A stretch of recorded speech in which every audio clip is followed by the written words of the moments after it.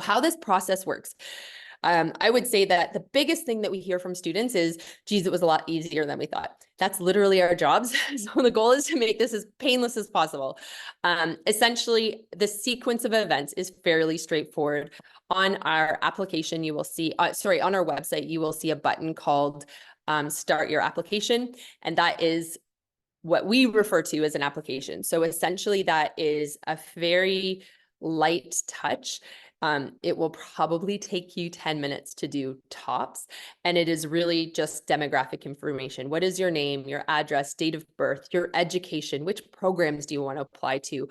And then there's some questions about academic integrity and things like that. So it's fairly simple. It's pretty quick. What that does on our side is, as soon as you submit an application, it means, the biggest thing is, it means we will never forget you or lose you. So just exchanging emails a whole bunch of times can get confusing, but as long as you have an application, you will not be lost. You will not miss a deadline.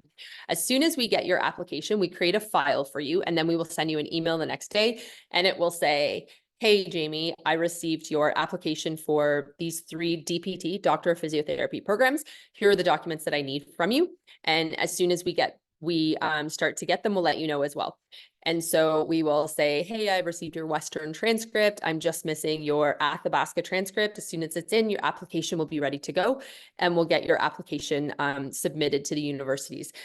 As I mentioned before, we'll keep you informed as things progress. So certainly anything related to your application, anytime there is a change, if you receive an offer, if the university needs clarification, if we're still missing a missing transcript, we'll keep you informed, but we'll also keep you informed on things like deadlines and offer dates, what to expect from an offer, if there are interviews that maybe we received offers or interviews. You'll kind of be kept informed all along the way.